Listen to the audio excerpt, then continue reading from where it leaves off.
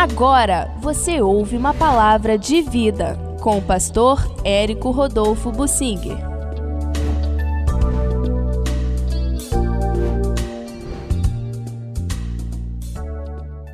Como Deus usou o Eude de Benjamim como juiz. Vamos procurar entender essa situação. Nessa época dos juízes, o povo de Israel estava como Deus queria, espalhado por toda a terra de Israel. Mas há problemas consequentes do espalhamento. Há uma tendência para o esfriamento.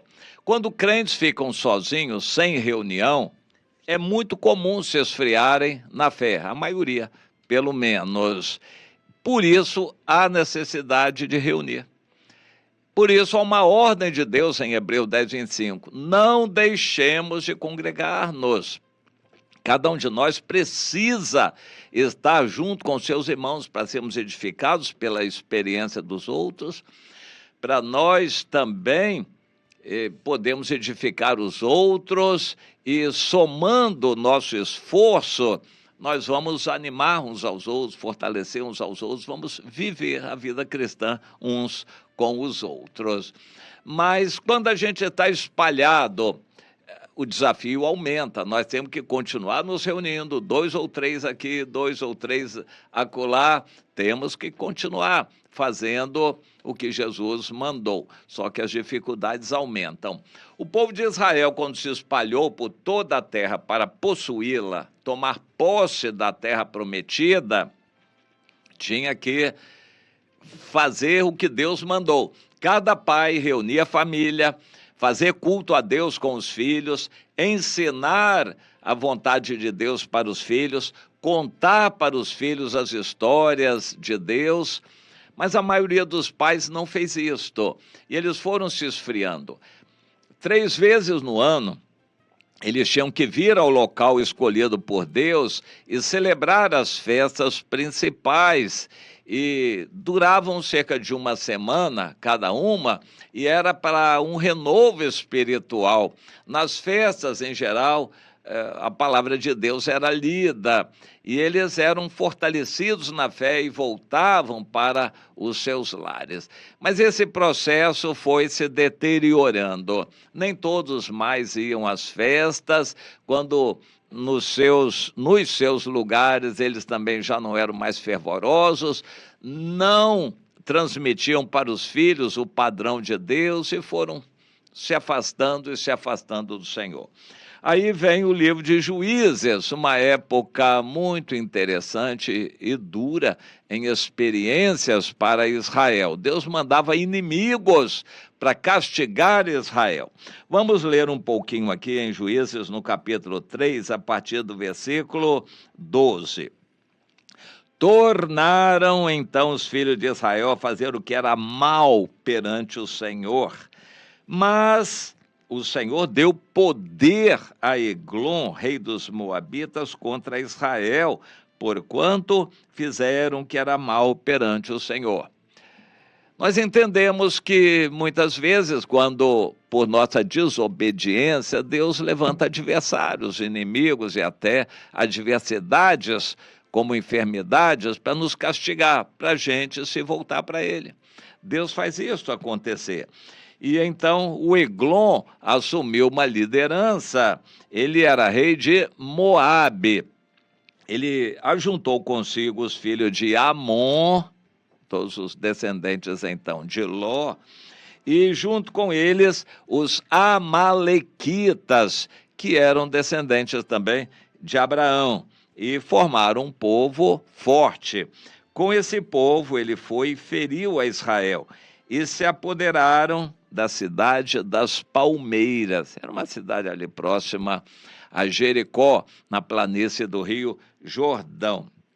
E eles foram tomando terras de Israel. E os filhos de Israel serviram como escravos, servos de Eglon, rei dos Moabitas, por 18 anos.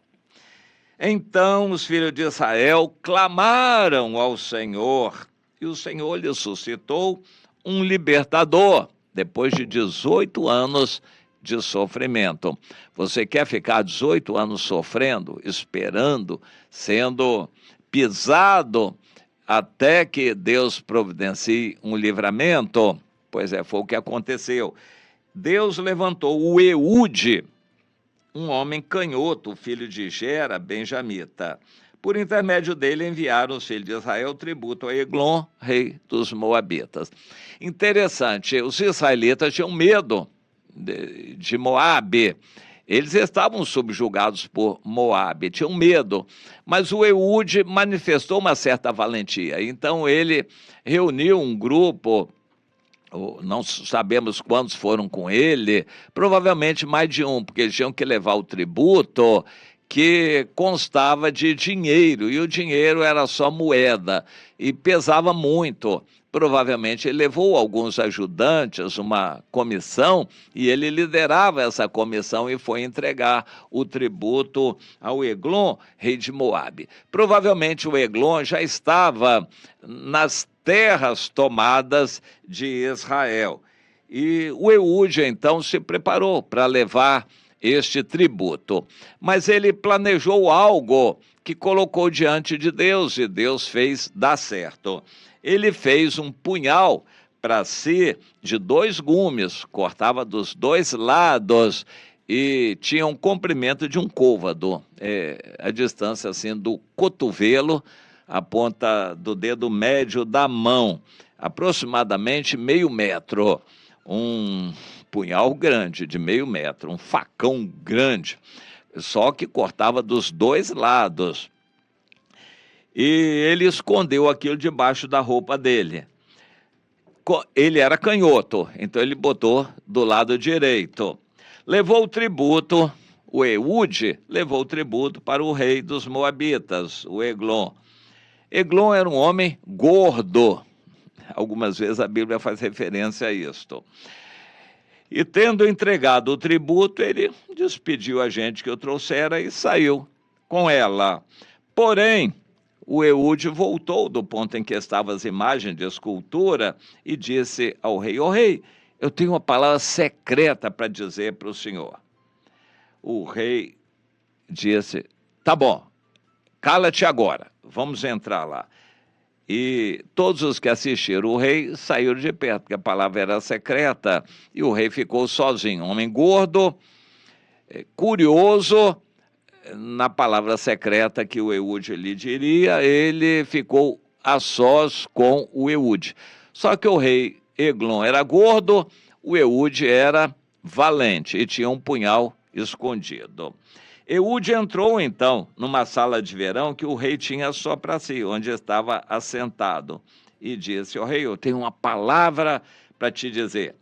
E o Eglon se levantou da cadeira. Então Eude, estendendo a mão esquerda, o rei não percebeu, porque ele estava gesticulando com a mão direita. E disfarçadamente ele pegou a mão esquerda, porque o Eude era canhoto, puxou o punhal do lado direito e cravou no ventre do rei, na barriga, de tal maneira que entrou também o cabo com a lâmina, e porque não o retirou do ventre, a gordura se fechou sobre ele, e Eude, saindo por um postigo, passou para o vestíbulo, a varanda, depois de fechar as portas, as trancando. Interessante, o plano dele deu todo certo, ficou a sós com o rei, um rei que fica a sós com alguém, está muito ingênuo, e ele sentiu tanta confiança no Eude que ficou a sós, e aí foi quando morreu. O Eude enfiou o punhal todo dentro da barriga do rei, até provavelmente chegar ao coração. O rei deve ter morrido na mesma hora. O Eude empurrou o rei para o lado, fechou as portas e saiu por uma janela. E os assessores do rei, cansaram de esperar. E como o rei não abria mais a porta, eles tomaram uma chave e abriram aquela porta. Quando entraram, viram o rei morto em terra. Provavelmente algum tempo já tinha se passado e Eude tinha fugido. O Eú escapou, estou lendo, Juízes no capítulo 3, agora no versículo 26. O Eude escapou enquanto eles se demoravam. E tendo passado pelas imagens de escultura, foi para Seirá. E lá chegando, tocou a trombeta nas montanhas de Efraim, e os filhos de Efraim desceram com ele das montanhas, indo ele à frente. Provavelmente ele já tinha alguns de Benjamim, os de Efraim, e chamou alguns outros e partiu para a guerra. O rei Eglon tinha morrido. O pessoal dele juntou as tropas, os exércitos, mas estavam meio confusos. E o Eude estava com a direção de Deus, foi lá, fez uma guerra e eles acabaram vencendo também os moabitas e libertaram aquela terra de Israel que estava escravizada aos moabitas. Bem, a partir daí, o Moabe foi subjugado e a terra ficou em paz 80 anos. Não sabemos quanto tempo o Eude esteve julgando o povo. Com aquela vitória, ele se tornou líder do povo e ele dava conselhos, orientações ou até fazia julgamentos. Ele era um juiz, ele foi reconhecido pela ousadia. Deus fabricou um juiz, desenvolvendo as características pessoais. O Eude se desenvolveu com força, com ânimo, disposição, iniciativa. Teve iniciativa de bolar aquele plano, fazer o punhal, depois teve a coragem de ir ao rei e depois de pedir ao rei que ficasse sozinho, e ele correu o risco, ele podia ter sido preso e morto lá, mas ele correu o risco, Deus o abençoou, ele conseguiu fugir e depois liderou Israel, se tornou o líder. Por 80 anos, Israel esteve em paz. Coisa interessante, o Eude foi levantado pelo Senhor, mas ele teve a sua participação. Meu irmão, você quer ser usado pelo Senhor?